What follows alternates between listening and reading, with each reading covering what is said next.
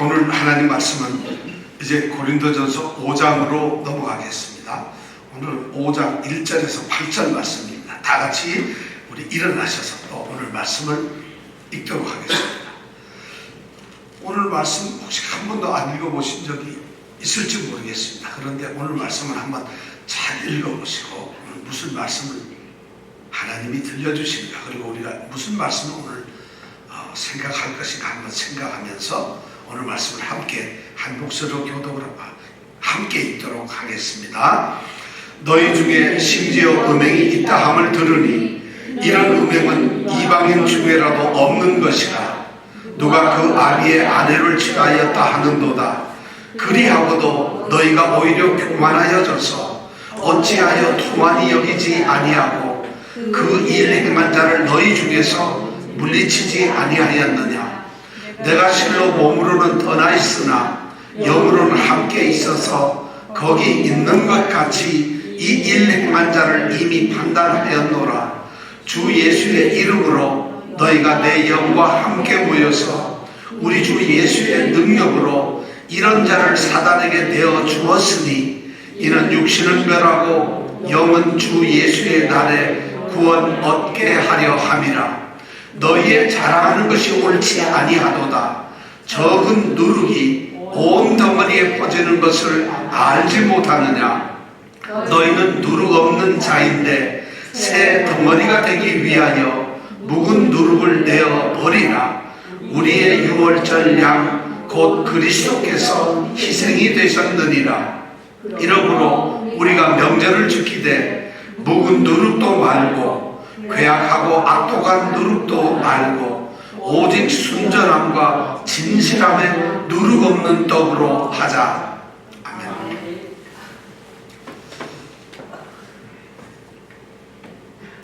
바울이 고린도 교회에서 들었던 첫 번째 소식이 뭐였느냐면 교회 안에 사도들을 이렇게 중심으로 해서 편을 지어가지고 서로 분쟁하고 다투는 그런 일이 고린도 교회에 있다는 이야기였습니다. 그것을 우리가 고린도전서 1장부터 4장까지 그 내용을 생각했어요. 여러분 한번 고린도전서를 지금 우리가 말씀을 나누기 시작한 지가 한 7개월 정도 됐는데 여러분 7개월 정도에 이 고린도전서 1장부터 4장까지 그들이 분쟁을 나누고 다투고 그걸 이 바울이 소식을 듣고 어떻게 거기에서 대처를 하고 무엇을 가르쳤고 그래서 그들이 어떻게 해야 하는가를 우리가 자관이 7개월 동안 이제 말씀을 나눴는데 혹시 여러분 그 중에 뭐 하나라도 생각하는 거 있으세요? 자, 첫째, 지금부터 질문합니다. 나는 하나도 생각이 안 납니다. 제발 여기 1번에 술을 많이 드시고 두 번째, 하나 정도는 생각이 납니다. 하나가 생각나면 두 개도 생각날 수 있고 세 개도 생각날 수 있어요. 여러분들 무슨 생각 혹시 나세요? 1장부터 4장까지 우리가 7개월 동안 말씀을 나눴는데 분쟁을 하지 말아야 된다는 그 분쟁하고 있는 교회, 편을 나눠서 싸우고 있는 그 교회에 바울이 했던 말씀 1장부터 4장까지 말씀 중에서 여러분이 어떤 말씀을 기억하고 계시는지 저보다도 우리 바울 선생님이 굉장히 궁금해 하실 것 같아요. 고린도전서의 1장 4절 말씀을 읽고서 과연 어떤 생각을 하고 있을 것인가. 자, 그런데 이제 드디어 두 번째 소식이 들렸어요. 첫 번째 소식은 그 분쟁의 소식이었지만 두 번째 소식은 분쟁의 소식과는 좀 다른 거였어요. 무슨 소식이었냐면 교회 안에 심각한 성적인 부도덕 행위들이 일어나고 있다는 것이었어요. 이것이 바울에게 들렸다는 것입니다. 지금 5장하고 6장에서는 오늘 우리가 읽은 대로 그런 내용을 가지고 이제 5장 6장에 대해서 이야기를 합니다. 교회 안에, 교회에서, 고린도라고 하는 교회 안에서 세상으로부터 부름을 받아서 교회를 이루고 있는 성도들 가운데 성적인 부도덕 행위들이 있다는 소문이 들렸다는 것이에요. 사실 고린도는 우리가 알고 있는 대로 성적으로 매우 타락하고 너무 성적으로 문란한 그런 항구 도시입니다.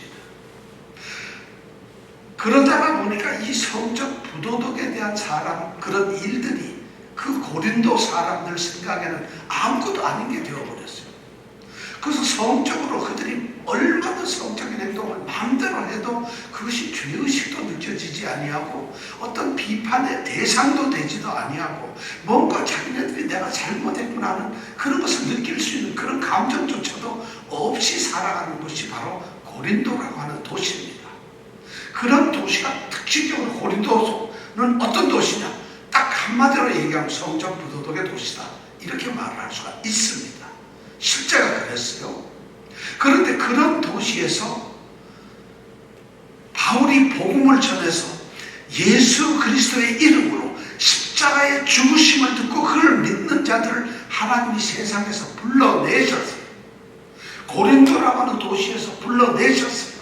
죄가 관영하고 그런 정적인 타락이 있는 그런 곳에 그렇게 살아가고 있는 사람들 중에서 하나님께서 예수 그리스도의 이름으로 사람들을 불러냈어요. 그리고 세워놓은 것이 바로 고린도 교회입니다. 고린도 교회라고 하는 것, 고린도의 성도들은 그리스도 예수 안에서 거룩하여지고 성도로 부르심을 입은 자들이에요. 그들이 바로 뭐냐, 고린도 교회인데, 그런데 그 고린도 교회로부터 바울에게 충격적인 소식이 들려졌는데 그것이 뭐냐면 5장 1절에 있는 말이에요. 너희 중에 심지어 음행이 있다 함 들었다. 음행이 있다 함을 들리니 이런 음행은 이방인 중에라도 고린도에 살고 있는 그 사람 중에도 없는 것이다. 이런 이야기를 좀 들리고 있어요. 엄청난 얘기가 들었죠. 이거 바로 성적인 문제예요. 적어도 이 사람들은 어제까지는, 어쩌면 부름을 받기 전까지는 고린도에서 살고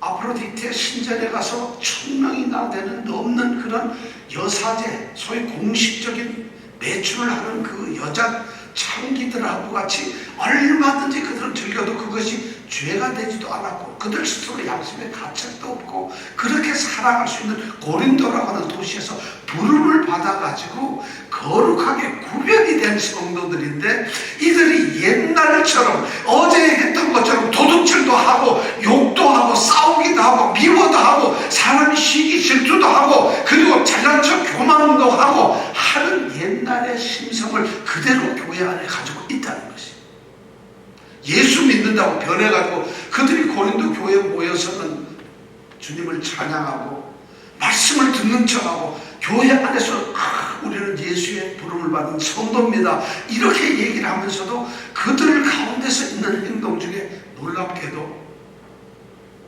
성적 부도덕 행위를 여전히 하고 있는 사람이 있다는 것이에요. 그런데 바울이 그런 얘기를 들었어요. 그게 확실히 있다니 얼마나 소문이 났는지, 바울은 지금 고린도에서 너무너무 멀리 떨어져 있는 에베소에 있는데 그런 이야기가 들렸어요. 그러니까 바울이 그게 얼마나 심하고 그 내용이 얼마나 많이 소문이 나고 막 떠들고 교회 안에 그랬으면 에베소에 있는 바울에게 들렸겠어요. 뉴욕의 어느 교회에서 어떤 문제가 있다는 게 뉴욕에 금방 소문나잖아요. 근데 우리는 소문을 잘 못 들어요. 왜냐하면 만나는 사람이 없어서 누가 얘기를 안 해주는데 이 고린도 교회에 이런 소문이 바울에게 들렸어요. 근데 바울이 딱 들어보니까 이런 성적 부도덕 행위는 이방인들, 믿지 않는 사람들조차도, 신전에 가서 창에게 매춘 행위를 하는 그런 사람들조차도 도저히 들으면 안 되는 그런 더러운 성적 행위를 했다는 것이에요. 뭐냐면 오늘 1절에 보니까 누가 그 아비의 아내를 취하였다 하는도다. 어떤 성도 중에 한 사람이, 어쩌면 그게 뭐 집사였는지 어쩌면 그냥 성도였는지 누군지는 모르겠어요. 아마 뭐 대단한 권력가였는지 아니면 고린도 교회에서 돈 좀 많이 헌금하는 그런 좀 실력 있는 자였는지 아니면 금방 믿는지 누군지는 모르지만 그런 사람들이 있다는 거예요. 근데 그런 사람이 그 아비의 아내로 취하여 살고 있다는 것이에요. 그렇게 동거를 하고 있다는 있다는 소식이 들렸다는 거예요. 그러면 이게 친모인가? 내가 보기에 이 성경 말씀을 우리가 잘 보면 그 아비의 아내라고 쓰여 있어요. 그 사람의 어머니를 취했다 이게 아니라 그 아비의 아내를 취했다. 그러니까 이 고린도 교회는 고린도 사람들은 고린도 이 헬라 로마 시대에 속한 사람들은 첩이나 아내 여러 가지 여자들을 많이 건드리고 사는 것이 일반화되어 있었어요. 그러니까 아마 아버지의 첩이나 이런 거겠죠. 그렇죠? 어쩌면 계모 이런 상태겠죠. 근데 어쩌면 이 사람보다도 나이가 어렸거나 합시다. 어떻든 간에 이런 일이 있었다는 거죠. 근데 이거는 세상 사람들조차도 로마 사람들, 고린도에 있는 타락한 사람들조차도 얼굴을 돌리고 도저히 생각할 수 없는 폐륜적이고 정말 반사회적인 이런 범죄가 있었다는 것이 바울에게 들렸다는 거예요. 참 심각한 문제입니다.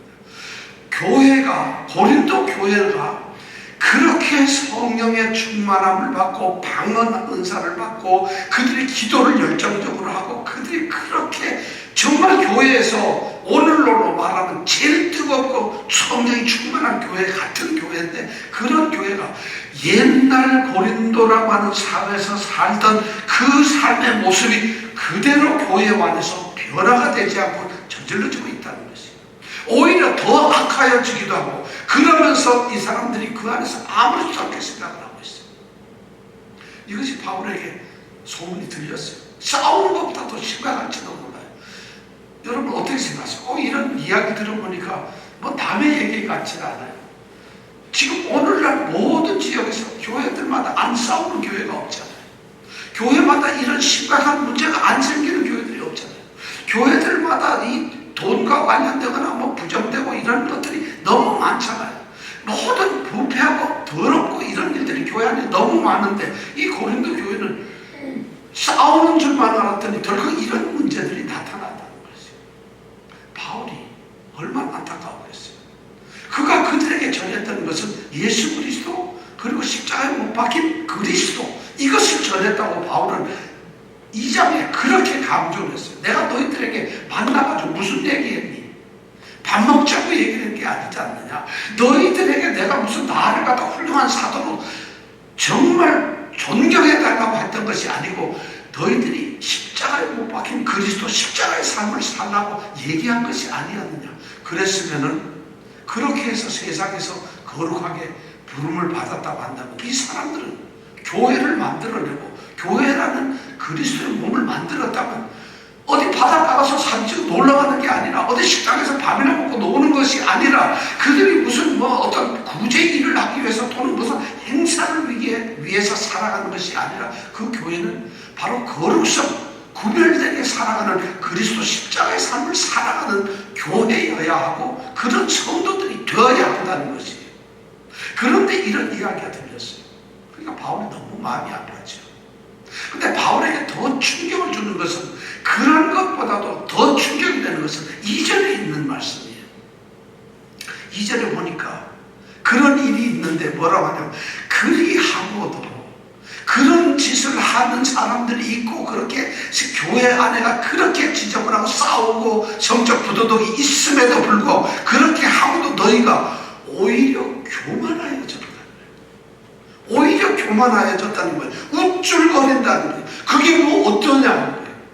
뭐가 어때 우리가 좀 그랬기로서니 그런 것이 우리가 고린도에 있을 때 다 그렇게 살았어요. 근데 교회 왔는데 교회가 어쩌란 말이에요. 우리가 뭐가 잘못했어요. 오히려 교만하지고 우쭐거리고 있다는 것이에요.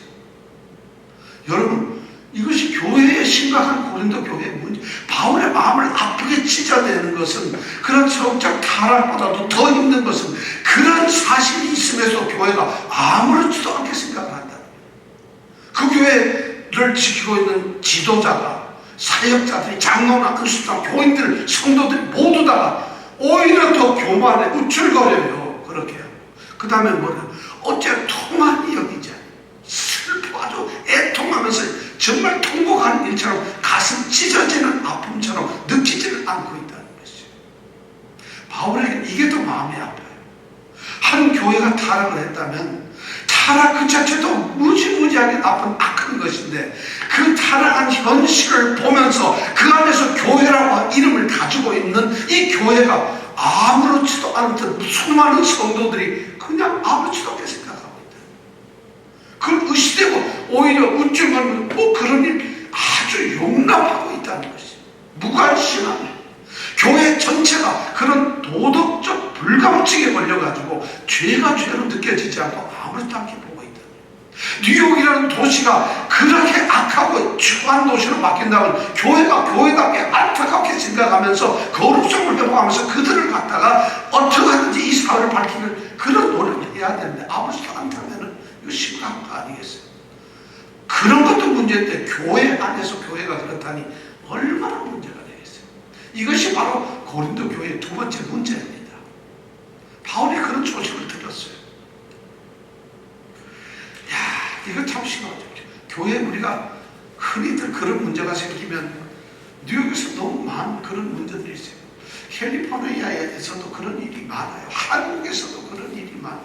지금 전체 또 교황청 안에서도 그런 일이 많아요. 교황님도 뭐 마찬가지예요.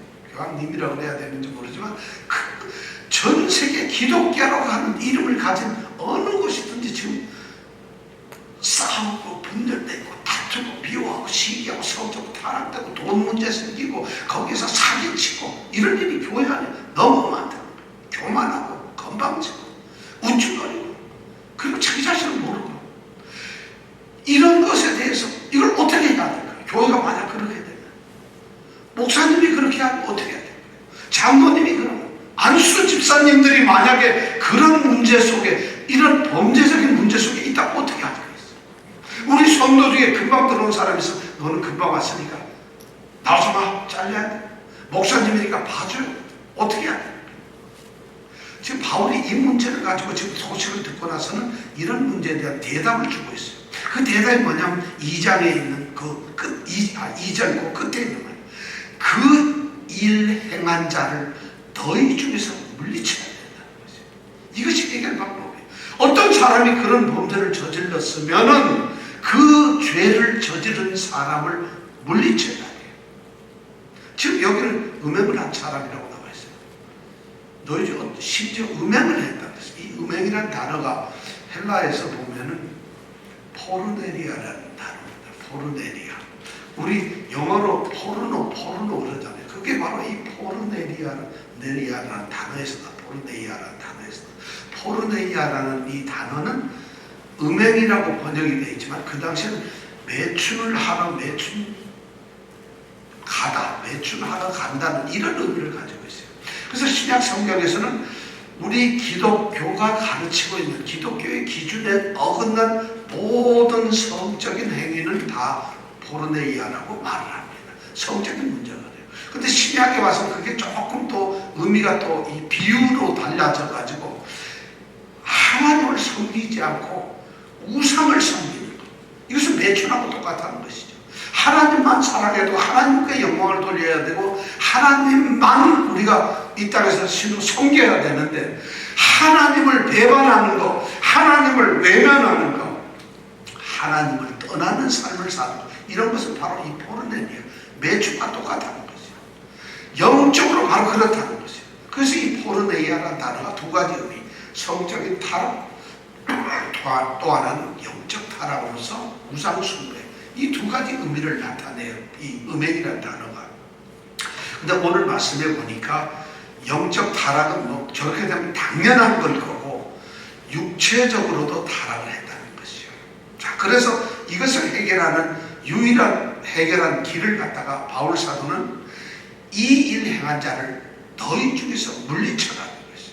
제하라는 것이죠. 자, 물리치는 걸 어떻게 해야 될까요? 그냥 그 사람 불러가지고 두드러 패고 쫓아내야 되는 걸까요?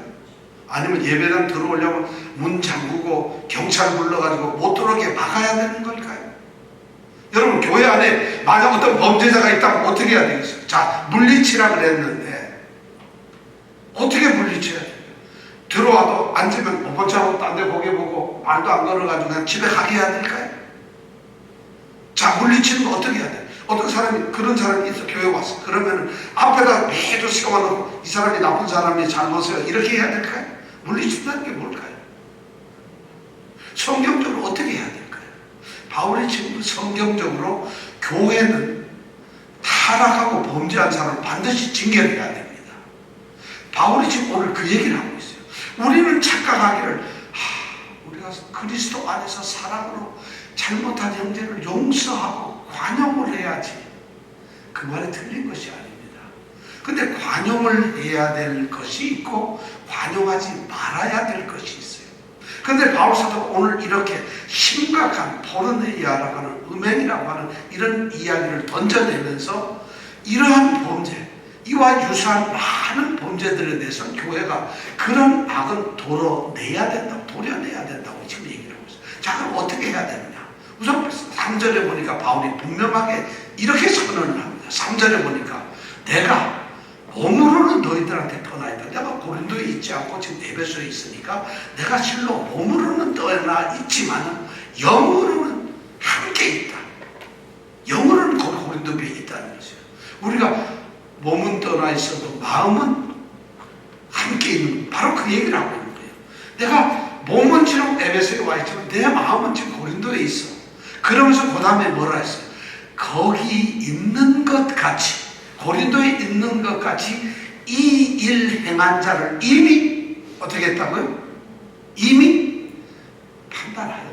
3절 이미 끝냈어요. 바울은 이런 사람은 너희 중에서 물리쳐야 한다. 이런 사람은 교회 공동체에서 징계를 해야 한다. 이런 사람들을 출교해야 된다 하고 바울은 마음속에서 이렇게 결정을 했다는 거예요. 내가 거기 있는 것처럼.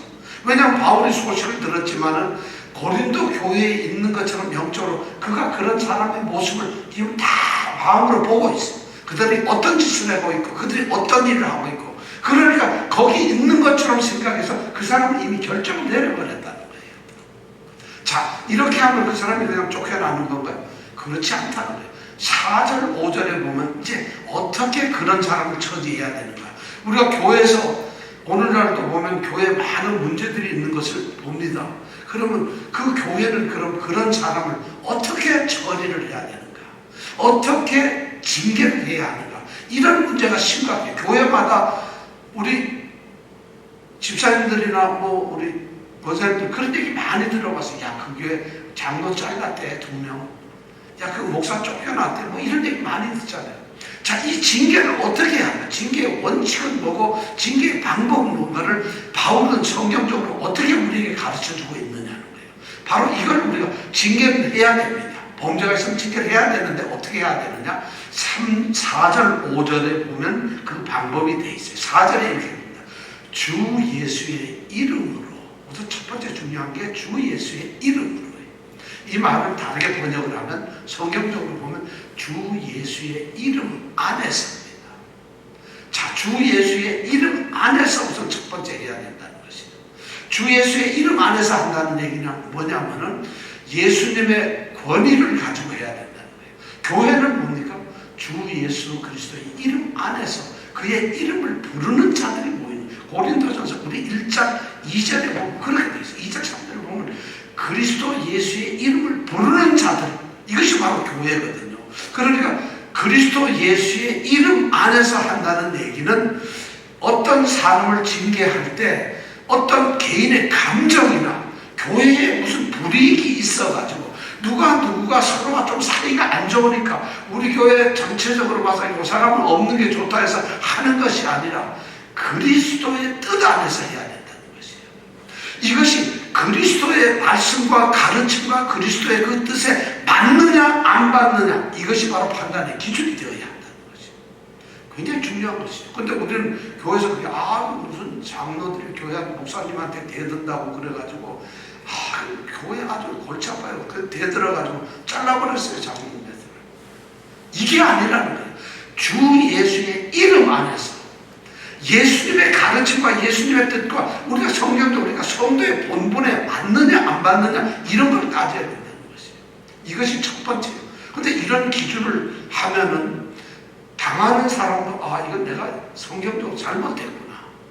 아무리 감정적인 게 아니야. 너 나한테 잘못했잖아. 나한테 소리 질렀지. 너 아웃. 소리 지르는 거 성경에 소리 지르지 마라. 이런 말은 없잖아요.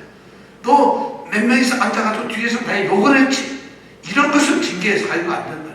나 쫓아내려고 그랬지. 그것도 징계의 사유는 되지도 않는 거예요. 주 예수의 이름 안에서.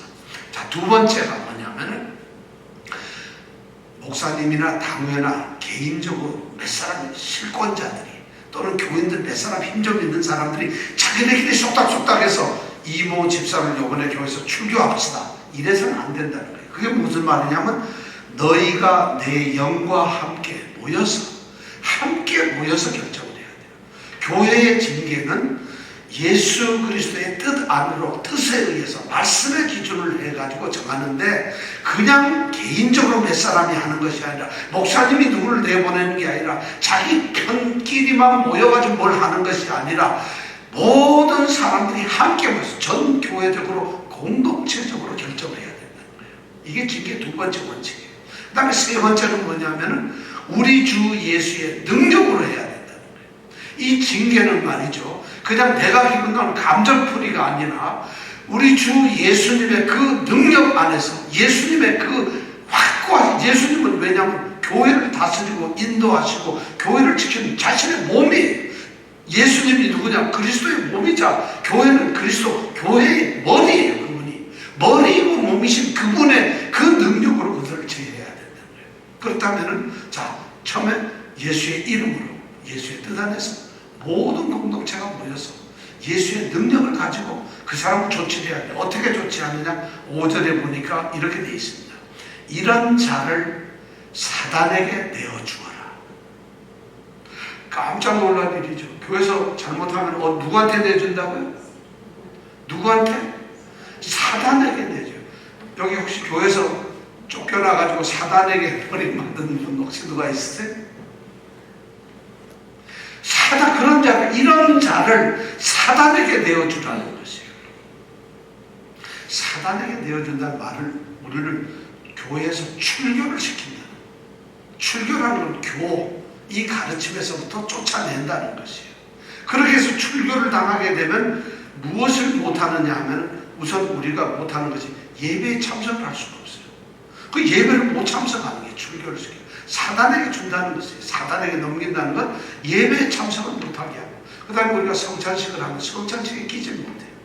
그리고 공동체 안에 성도들과의 교제를 못하도록 해요. 그러니까 출교라는 것은 교회 밖으로 보내는 것이에요. 그걸 사단에게 내어주었다 이렇게 표현하고 있어요. 왜 그러냐면 교회는 뭐냐? 머리신 그리스도가 주관하시고 인도하시고 다스리는 소위 말 그리스도 이름의 공동체 아닙니까?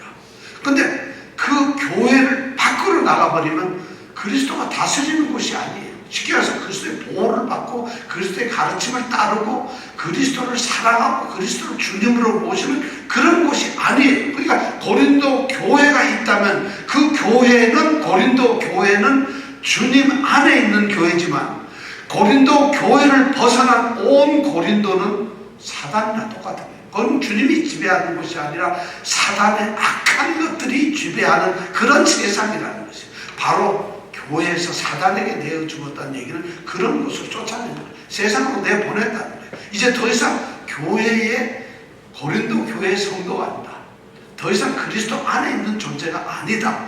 이렇게 선언하는 것이 뭐냐면 바로 이 출교라는 거예요. 사단에게 내어주었다는 거예요. 근데 가장 중요한 것은 이런 출교를 할 때 이런 징계의 목적이 있어요. 왜 징계를 할까요? 잘못한 사람들 벌을 주기 위해서. 성경은 그렇게 얘기하지 않습니다. 왜 우리는 이런 사람을 징계를 해야 될까요?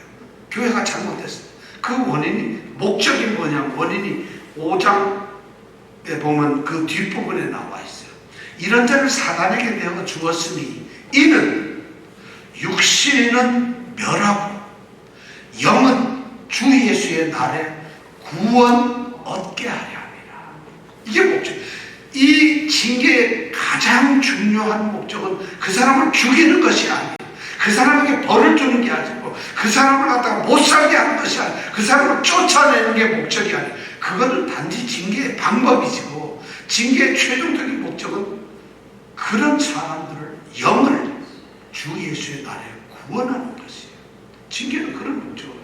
그러니까 징계의 목적은 그 사람을 살리기 위한 하나의 방법이 징계라는 것이에요. 교회의 관심은 말이죠. 징계의 목적은 바로 구원에 있어야 돼요. 교회는 처음부터 끝까지 구원이 목적이에요. 왜냐하면 우리가 지난주에 얘기했잖아요. 우리가 다음 주에도 또 이야기하겠지만 교회는 말이죠. 하나님의 나라를 세우는 도구예요. 도구. 교회가 목적이 아니에요. 교회가 무조건 다니는 것이 우리에게 목적이 되는 게 아니라 교회는 하나님의 나라를 세우는 도구고 수단이고 방법이에요. 그래서 주님께서는 하나님의 나라를 세우시기 위해서 이 땅에 오셨는데 그 하나님의 나라를 세우시기 위해서 내가 교회를 세우겠다 얘기를 하죠. 그러니까 교회의 사명은 바로 하나님의 나라를 세우는 거고, 하나님의 나라는 어떤 걸까요? 하나님이 오셔가지고 야 이거 내 나라다. 그래서 여기 이만큼 땅은 내 땅이야. 그리고 요 사람들은 나의 백성들이야. 그리고 나라를 세우시는 게 아니라는 거예요. 하나님의 나라는 딱 한마디로 뭐라고 했죠? 하나님의 다스림.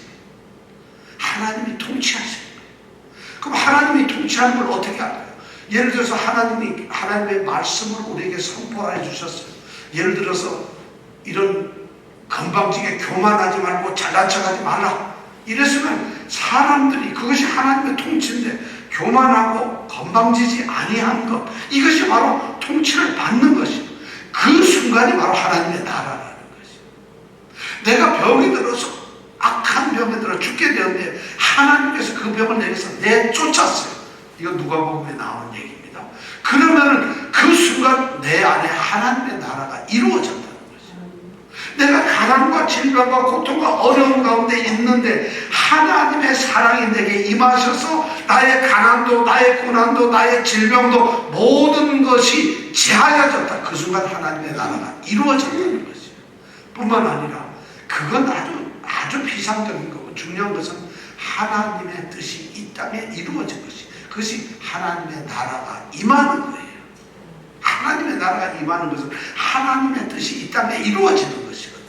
그게 뭐냐? 하나님께서 예수 그리스도 십자가를 믿는 자들을 원해요. 교회 나와 앉아가지고 가만히 있고 교회 다니는 뭐 직분을 얻는, 그리고 교회 생활 잘하는, 이런 것이 하나님께서 이 땅에 하나님의 나라를 이루시는 게 아니라 하나님께서 구원자인 메시아를 보내서 예수를 보내시고 아들을 보내시고 그를 십자가에 못 박게 해서 그를 믿음으로 말미암아 구원을 얻게 하시는 이 구원의 도리를 믿는 것이, 그것이 바로 하나님의 나라가 이루어지는 것이에요. 그러니까 하나님의 통치가 이루어지는 그런 나라를 누리기 위해서 하나님의 말씀에 순종하고 하나님의 뜻에 복종하고 하나님의 영광을 위하여 사는 그러한 사람들이 많이 일어날 수 있도록 하는 것이 바로 하나님의 나라를 세우는 것이고, 그 일을 하는 것이 바로 교회라는 것이죠. 그러니까 교회는 하나님의 법에 반드시 복종한다고 볼 수도 없어요. 그러면서도 하나님의 일을 할 수가 있다는 것이죠. 그러니까 이것이 잘못된 것이죠. 그래서 하나님의 나라를 이루는 것이 바로 교회의 목적이에요. 바로 그런데 그 목적이 뭐냐? 하나님의 나라를 이루었다. 이게 뭐냐? 다른 말로 하면 구원받는 백성이라는 거예요. 구원이라는 거예요. 구원받지 않는 사람은 하늘나라에 단 한 명도 있을 수 없습니다. 구원을 받지 않은 목사님이라 할지라도 그 사람은 하나님 나라에 들어갈 수 없어요. 구원을 받지 못한 성경에 나온 어떤 위대한 사람도 하나님 나라에 들어갈 수가 없습니다. 구원을 받은 어떠한 가난한 사람일지라도 그 사람은 하나님 나라의 사람입니다. 구원을 받은 가장 무식하고 아무것도 모르는 사람이라 할지라도 구원받은 사람은 하나님 나라의 백성이라는 것입니다. 약하고 쓰러지고 아는 것 없고 가난하고 정말 세상에 버림받고 그런 사람이라도 그가 예수를 믿고 믿음에 의해서 구원을 받았다면 그는 하나님이 다스리시는 나라의 백성입니다. 이게 중요한 거예요. 바로 이 하나님의 나라의 백성 만드는 이 구원이 교회의 목적이기 때문에 징계의 목적이 바로 뭐냐? 징계는 그런 사람을 교회가 무슨 잘라내고 그러는 것이 아니에요. 그 사람을 구원하시기 위한 건데 바로 뭐냐면 육신은 멸하고 영은 주 예수의 날에 구원을 얻는다. 이것이 바로 목적이라는 것이에요. 여러분 그럼 이 말씀 한번 잘 생각해 보세요.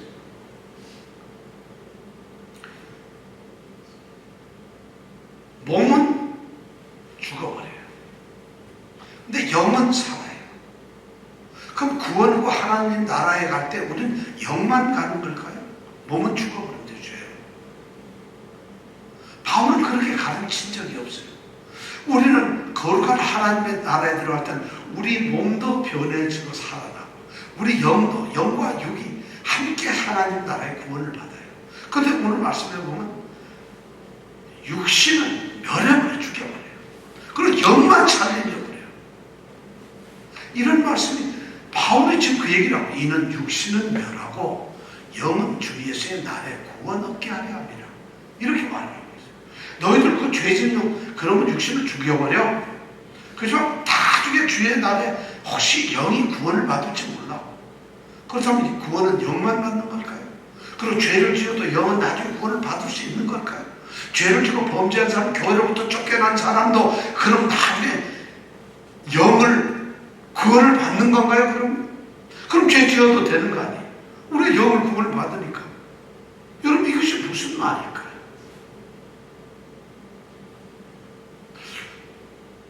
집사님 혹시 아시겠어요? 무슨 말인지? 아이씨, 이제부터 마음대로 살아. 그런 의미가 아니라, 자, 이 말, 아무도 이거 성경 해석자들도 이 말에 대해서 명확하게 해석을 못해요. 저도 사실 지금 어떻게 해석을 해야 될까? 명확하게 이 말씀이 무슨 뜻인가? 바울이 지금 말하고 있는 의미가 이게 뭔가? 육신은 멸하고 영은 구원받는다. 그럼 육신은 멸하는데 영만 구원받느냐? 육신은 멸해도 되니까 육신은 죽어도 되지만 영만은 구원을 받는다. 그럼 육신이 멸할 정도 죄 있어도 영은 구원을 받는 것인가? 심각한 문제가 생기거든요. 이 말씀을 성경 해석을 못하고 있어요. 그런데 이제 우리는 제일 좋은 말씀이 이런 거예요. 육신을 교회 거룩한 곳에 놔둘 수가 없으니까 세상으로 보내어가지고 그가 내가 영적으로 거룩한 공동체에서 쫓겨났으니까 나는 이제 이렇게 살아서는 안 된다. 저 거룩한 교회를 사모하고 또 거룩한 그리스도 안에서의 삶을 사모하면서 자기의 죄를 뉘우치고 깨닫고 내가 이러면 안 되지. 그렇게 함으로써 그 사람이 다시 회개하고 들어와서 영과 육이 함께 사는 것이다. 이렇게 해석을 다들 합니다. 근데 제가 보기에는 그 해석이 아주 틀렸다는 건데 그 해석이 맞는 것이거든요. 그런데 바울은 이 문제를 갖다가 아주 분명하게 이렇게 해석을 하고 있어요. 로마서 8장 9절에서부터 13절 말씀이에요. 그 말씀을 이렇게 들어보면 이 말이 뭘 의미하는지 알 수 있어요. 만일 너희 속에 하나님의 영, 성령이 거하시면 너희가 육신의 정력대로 살지 않고 영에 있다는 것이에요. 하나님의 성령이 있으면 육신에 있지 않고 영에 있다 이 얘기면 하나님의 성령이 우리 안에 있으면 우리는 육신의 소욕을 따라 사는 것이 아니라 하나님의 성령이 있으니까 성령의 소욕대로 산다는 것이에요. 그래서 누구든지 이 세상에 그리스도의 성령이 없으면 절대로 그리스도의 사람이 아니라는 것이에요. 이것이 로마서 8장 9절의 말씀이에요. 그러면서 10절에 이렇게 또 얘기하고 있어요. 또 그리스도께서, 예수님 그리스도께서 너희 안에 계시면 우리 몸은 죄로 인하여 죽은 것이에요. 몸은 죽어버렸어요. 그러나 영은 의로 인하여 살아있어요. 예수님이 내 안에 있으면은 이 죄악된 몸은 죄 때문에 죽어버렸을지 몰라도 영은 그리스도 때문에 의롭게 우리 살아있다는 것이죠. 이 말을 이렇게 하고 그 다음에 11절에 가서 뭐냐면 다시 예수를 죽은 자 가운데서 예수님이 죽었어요. 예수를 죽은 자 가운데서 살리신 그의 영이 누구냐? 하나님의 영이 하나님을 살리셨잖아요. 하나님의 영이 그리스도 우리가 만약 그 영이 말이죠. 너희 안에 거하셨다. 예수를 죽은 자에서 살리셨던 그 하나님의 영이 우리 안에 거하신다고 하면 그러면 어떻게 되느냐 하면은 그리스도 예수를 죽은 자 가운데서 살리신 그분이 그 하나님이 우리 안에 거하시는 성령으로 말미암아서 우리 죽을 몸도 예수님을 살린 것처럼 우리도 살리신다는 거죠. 이거 굉장히 중요한 말씀입니다. 그러면서 결론적으로 바울이 뭐라 얘기하냐면 바로 오늘 5장 이 뒤에 있는 말 육신은 멸하고 영은 그리스도의 날에 주 예수의 날에 구원케 하려 함이라는, 구원 얻게 하려 함이라는 이 말이 이렇게 번역해요. 그러므로 형제들아, 우리가 빚진 자다. 빚진 자라는 의무감을 가지고 우리가 반드시 의무를 해야 될 그런 존재들이다. 왜냐하면 그게 뭐냐면 우리가 빚진 자로서 육신에게 져서 육신대로 살 것이 아니라, 육신한테 져가지고 육신대로 살 것이 아니라는 것이. 육신, 그러면서 이제 13절에 보면 너희가 육신대로 만약 그렇게 계속 살아, 육신에게 져서 육신대로 살면 반드시 죽는다. 그러나 영으로서, 하나님의 성령의 영으로서 몸의 행실을 죽이면 산다는 거예요. 몸의 행실이라는 말이 여기서 중요한 거예요. 몸의 행실이라는 게 바로 불법적인 걸 말하는 거예요. 여기서 육신이라는 단어가 사르크스라고 하는 단어예요. 그 다음에 영이라고 하는 단어, 이 5대로는 푸뉴마라고 하는 단어, 사르크스라고 하는 단어는 육신적으로 우리가 가질 수 있는 육체의 모든 정욕들, 악한 것들, 이런 것을 말하는 거예요. 그러니까 그게 뭐냐면 그런 것들에 의해서 우리의 몸이 끌려다니면 우리는 그런 육신적인 정욕과 악한 것, 생각들 때문에 육신은 죽을 수밖에 없다는 거예요. 그러나 성령이 우리 안에 거하시면 성령께서 우리를 살리시니까 우리의 몸도 경건한 하나님의 성전으로 바뀐다는 것이에요. 바로 그런 이야기를 여기서 하고 있어요. 그러니까 우리가 해야 되는 영으로서, 하나님의 거룩한 영으로서 우리의 몸을, 행실을 죽여야 된다는 거예요. 이런 도덕적으로 악한 일들, 우리가 세상에 법정에서조차도 나쁘다는 사기치고 거짓말하고 위선적으로 하고 그 다음에 뭐 도둑질하고 그리고 뭐 온갖 나쁜 짓 하는 이런 것들을 갖다가 그런 육신의 일들을 영으로서 죽여야 된다는 거죠. 도덕적으로 그렇다는 거죠. 지금 그 얘기를 바울 사도는 하고 있어요. 우리가 육신, 세상의 정욕대로 우리가 끌려가면 우리의 몸은 결국은 악한 도구가 되고 마는 것이에요. 그래서 갈라디아서 5장 24절에 그리스도 예수의 사람들은 육체와 함께 그 정과 욕심을 십자가에 못 박았다고 얘기를 하고 있어요. 우리가 바로 그런 존재들. 그러니까 고린도 성도들은 절대 이런 악한 세속적인 세상에서 살았던 사탄의 지배를 받는 그런 육체의 소욕을 따라가는 사람이 되어서는 안 된다는 것이에요. 그것을 죽여야 된다는 것이에요. 이것이 바로 오늘 5절까지의 말씀이에요. 오늘 여기까지만 말씀을 드릴 건데, 자, 그러면 우리가 궁금한 게 있어요. 오늘날 교회에서 이런 징계가 필요할까요? 교회가. 여러분, 우리 교회가 너무 많은 얘기를 듣잖아요. 제가 어떤 책을 읽다 보니까 캘리포니아에 있는 어떤 목사님이 이런 글을 쓰셨더라고요. 내가 주일 예배를 그치고 돌아와서 일주일에 아침마다 들리는 소문이 뭐냐면 어느 목사님이 여비서를 데리고 도망을 갔다. 어느 목사님이 자기 아내를 버리고 도망을 갔다. 어떤 교회 지도자들, 어떤 교회 성도들이 동성애에 빠져있다. 어떤 사람들이 지금 사기를 쳐서 교인들끼리 싸우고 있다. 어떤 사람들이 지금 악한 마음을 품고 교회에서 무슨 짓을, 이런 소식으로 매일 캘리포니아가 하루도 그런 얘기가 안 들리는 날이 없다는 거예요.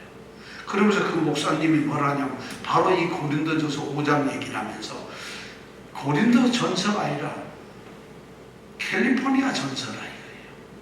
캘리포니아가 지금 그러고 있다. 그럼 뉴욕은 뭐가 다르겠어요? 교회가 뭐가 다르겠어요? 지금 교회가 그렇게 심각했는데, 그럼 여러분들에게 묻습니다. 오늘날 교회가 이 성경 말씀대로 징계를 해야 될까요? 그런 사람들 징계가 필요합니까? 안 합니까? 그럼 징계를 어떻게 해야 해요? 언제 해야 돼요? 자, 심각한 문제가 있어요. 오늘날 교회가 과연 징계를 할 수가 있겠어요? 오늘 교회가 이렇게 잘못한 사람을 징계하는 걸 혹시 원사님 봤어요? 쫓아내는 거 우리 너무 많이 출교시켰다는 거 너무 많이 보는데 교회가 과연 그렇게 할 수가 있을까요?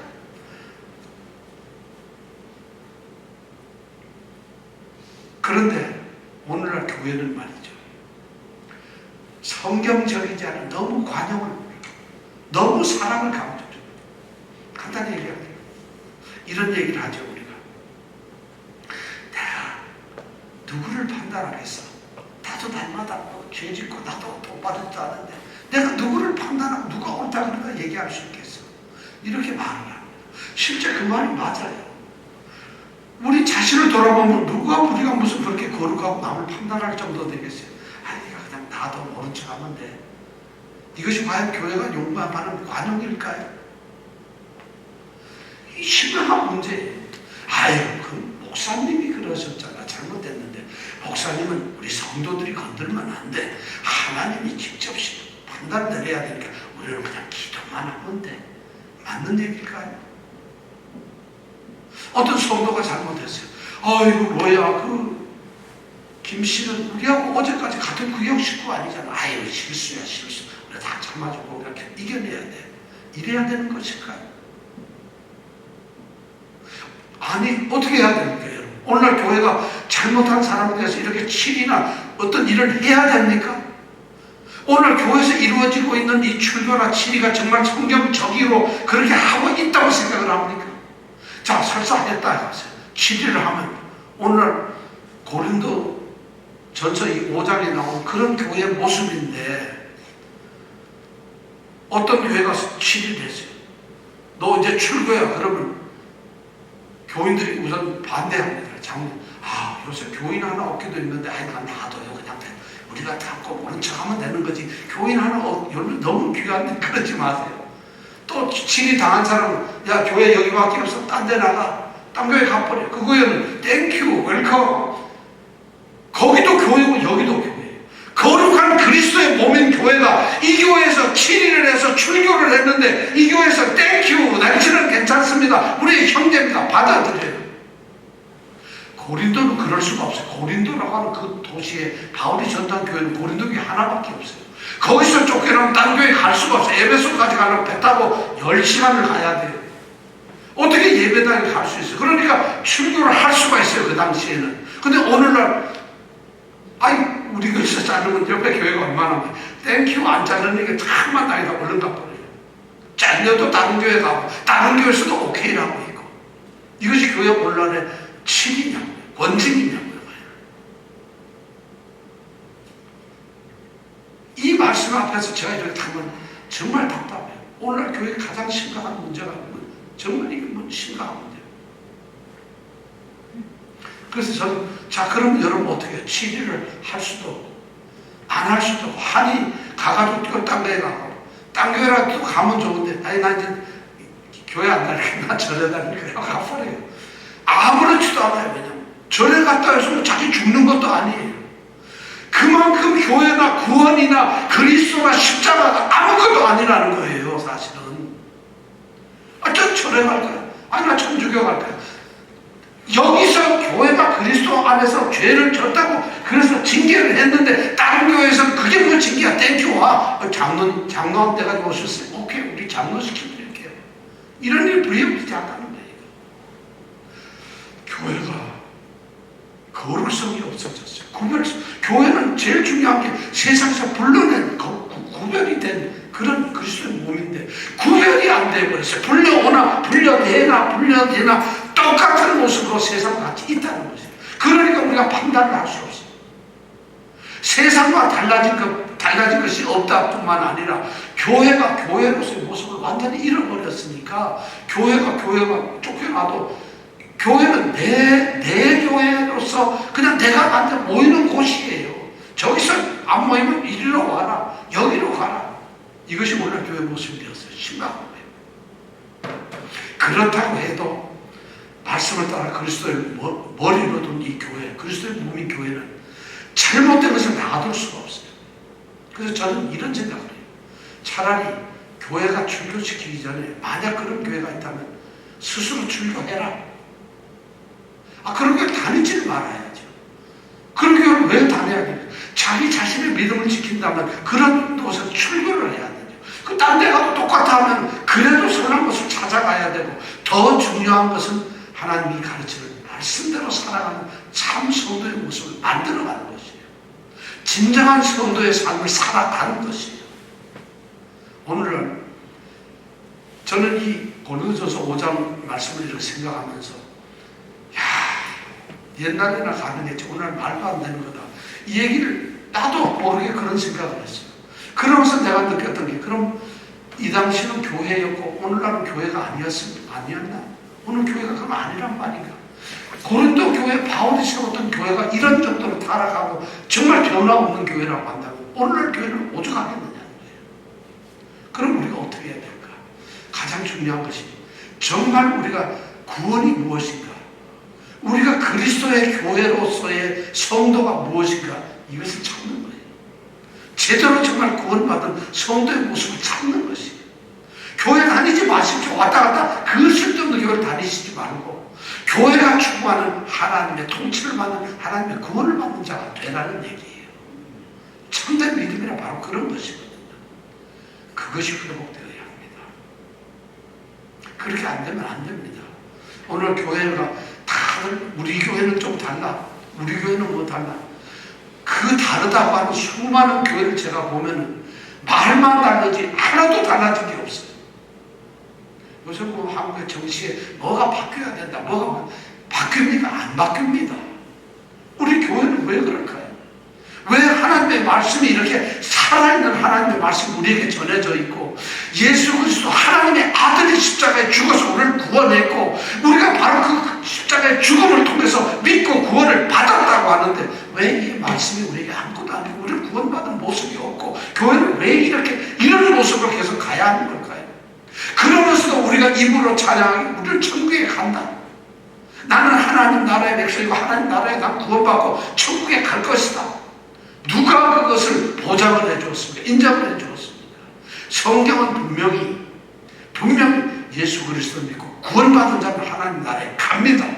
이렇게 분명히 선언했는데, 그런데 문제는 예수 그리스도를 믿고 구원받은 자가 되지 않는 자들, 그 정도 수준에 가지 못한 사람들이, 그렇게 살지도 않는 사람들이 단지 천국만을 사모하고 천국에 가겠다는 확신을 갖는 것, 이게 문제라는 거예요. 오늘 교회의 심각한 문제가 바로 고린도전서 우리 5장 1절부터 5절까지 읽으면서 제가 느꼈던 것은, 우리가 정말 진정한 성도의 모습, 정말 그런 성도의 모습, 그런 성도들이 모이는 교회의 모습을 회복하는 것이 필요하구나, 그것이 가장 소용되구나, 이 말씀을 여러분들에게 오늘 드리고 싶습니다. 우리 성도들이 바로 그런 성도가 되기를 원합니다. 기도하겠습니다. 사실 우리는 하나님의 구원으로부터 쫓겨난 존재, 어쩌면 하나님의 구원에 들어가 보지도 못한 존재일지도 모릅니다. 목사이기 때문에 들어가는 게 아니고 권사, 장로, 집사이기 때문에 들어가는 게 아닙니다. 어쩌면 우리는 단 한 번도 하나님의 구원이 뭔지도 모르고 그 안에 들어가 본 적도 없어요. 그런데도 우리는 구원에 있는 것처럼 생각을 할지도 모릅니다. 고린도 교회 성도들이 바로 그런 모습이었어요. 그러면서도 우쭐거리고 자랑하고 통한이 여기지 아니하고 있었어요. 그런데 바울 사도가 얘기를 합니다. 그 사람은 애초서부터 어쩌면 그리스도인이 아니었으니까 쫓아내라고 얘기를 합니다. 교회는 어쩌면 다 쫓겨날지 몰라요. 그러나 오늘날에도 하나님의 구원을 바라는 남은 자들이 있어요. 정말 신실한 자들이 있습니다. 그런 자들을 하나님은 찾으시고, 주님은 그런 자들 때문에 십자가에 못 박히셨습니다. 그런 자들 때문에 교회를 세우셨습니다. 우리는 주님께 바로 내가 그런 사람, 남은 자가 되겠습니다, 갈급해하며 우리의 신앙을 돌아보는, 정말 이 시대에 살아있는 교회에 살아있는 성도가 되기를 간구하며 기도해야 됩니다. 아버지 하나님, 우리가 그 진리를 깨닫고 그렇게 살아가는 성도가 되게 하여 주옵소서. 예수님 이름으로 기도드립니다. 아멘.